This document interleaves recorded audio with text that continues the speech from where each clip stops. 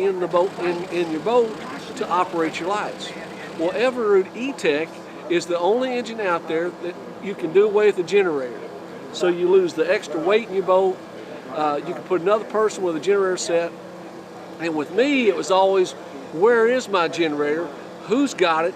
Will it start? Where's the gas? Well, with the Evinrude E-Tech, that goes away because you can actually run your gigging lights and fish and just use your Evinrude outboard for your power support for your lights. You know, and that's taking this whole thing to a whole nother level. One of the things that's so frustrating about most outboard engines is that the moment you get it out of the box and get it installed on your boat is they tell you, hey, baby your engine because you know it's got a break-in period so that you can still uphold your warranty. And here with the Evinrude E-Tech, there's no break-in period because the alloy in the engine is 2.5 times stronger than what is used in any other conventional motor in its competition. One of the best ways to show off a product is to go ahead and put it to the test publicly. When we bring the Legend SS boat on site, it's kind of like the Cadillac of the river. I mean, all the guys, the moment that they see it, they say, man, if I was going to take a boat down the river, that's the boat that I want to take. We're just so excited, we're willing to put our money where our mouth is and to bring the product out here and to have people see the difference in the Legend SS quality. This is our 5th tournament we've had. And everybody that has come has just fell in love with it. You know, there's no pressure. You know, they kick in $10 a piece in it, so it's not a huge money breaker. And they just come down. They're coming gigging anyway. Yeah. And they come and they have a good time with it. You know, nobody tends to want to do this with them and be a sponsor of it. So Cowtown decided that we would be the sponsor of these events. And it's done well. I think the people have been pleased with it. Looks like Brian and crew got over their seized beaver traps and got down to the business of gigging suckers. That's it, buddy. Very nice. Good shot, Pete. I don't want to come on. Good shot, Pete.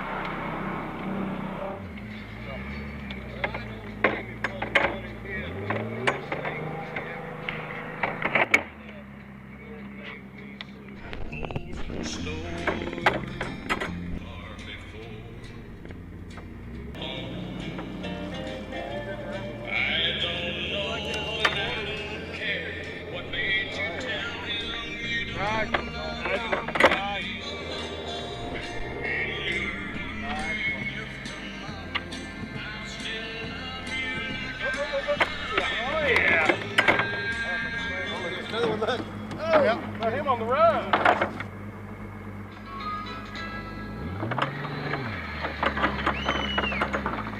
Whoa! One man just about went out. There's fish on it? Yeah. Where's the gig at? Underneath the boat, I think. Yeah, I can see it. Still got the fish on it. All right, good job. And if I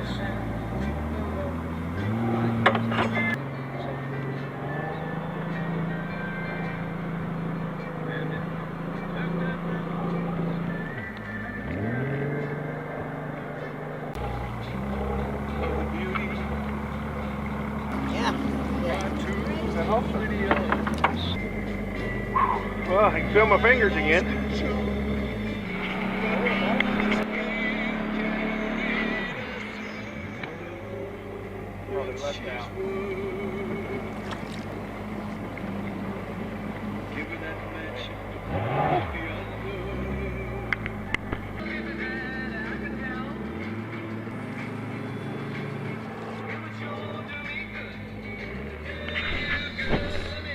The way me and Brian got gigging together, his mother-in-law used to work with me. She said Brian was going to have to take his boat home because he couldn't find anybody to gig with him. I said, well, you can have him give me a call. And, well, we've been gigging for the last 4 or 5 years together. Oh, wow. Non-stop. And people might say, well, this is not a sport. But I can tell you this.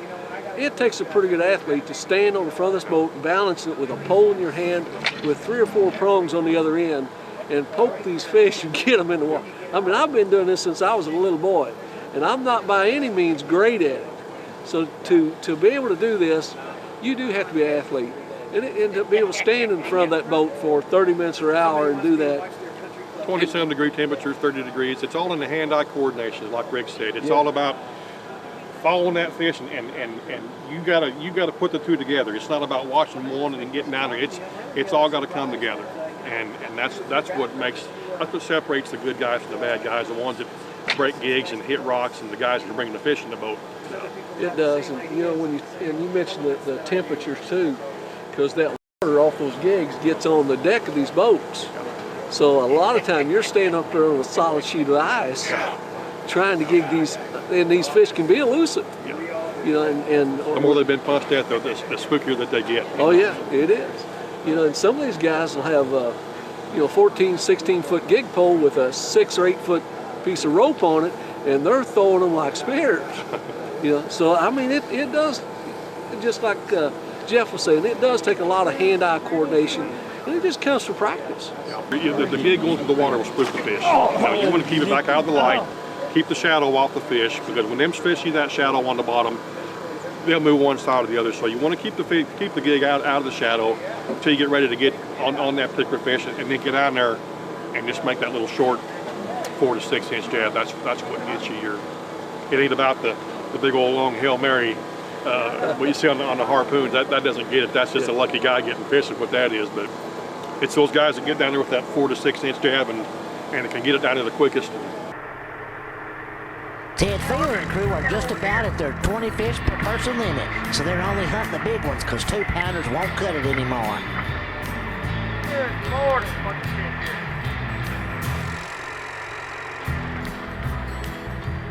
Pretty intense for a little while. We can see about, another 3 foot. Make it a lot nicer. Up yet.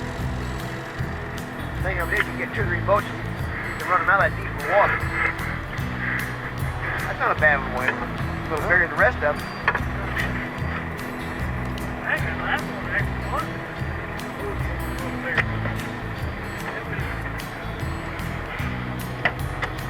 Good, he'll go about 4, won't it?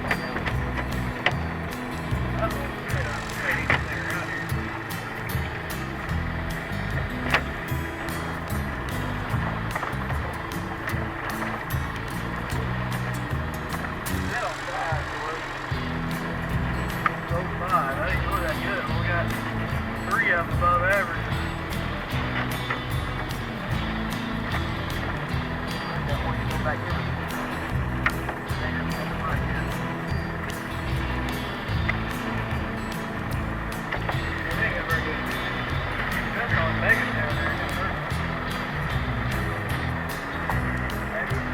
Right up by the bridge, or make a pass in here and try to get, 4 more like that. Right here and see. Mark Holmesy, Jay Jones, and Chase Feeler are our first team back at the dock, greeted by the Missouri Department of Conservation. Can you say shackle shuffle? They're checking for safety equipment, illegal fish, fishing permits, illegal aliens, and not necessarily in that order.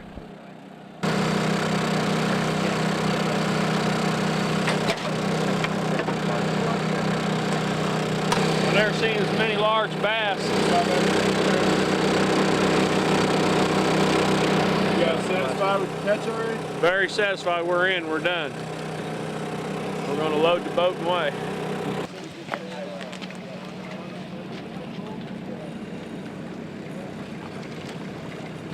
Good. Good.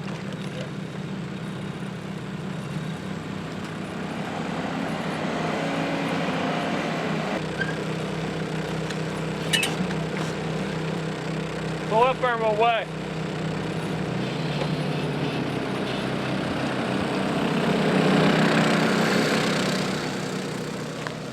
Really? It's probably the biggest there. Did they leave? Yeah. 18.69. You guys get a big fish? Yeah. Deal, okay. 5.25. 5.25. And we're here tonight to check for compliance with the wildlife code for the people that are participating in the fish gigging tournament.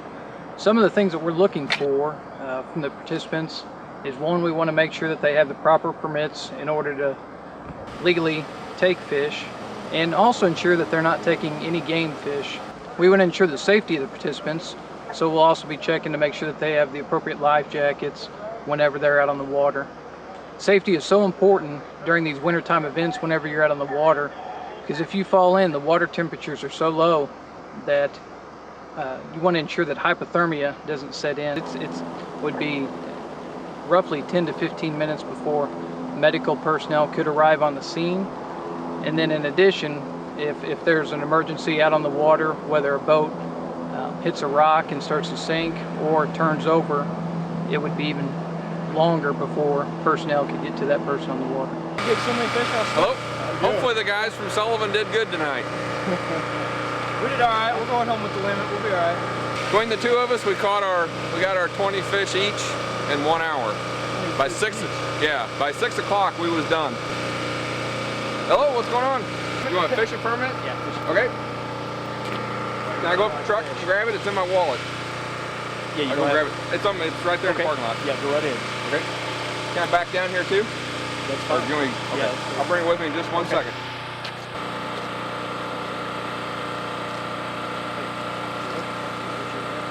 How many people have pulled out so far? We could have been done in about. We could have been back at 6. How far do you go? Maybe in my office.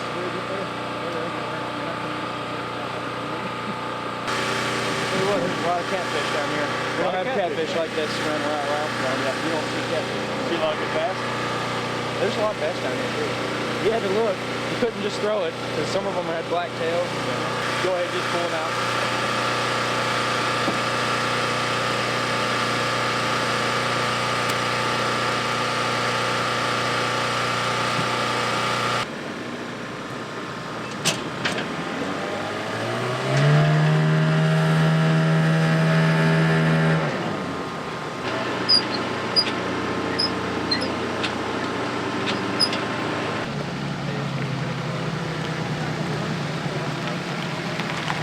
You could go down there and fill the boat up with them.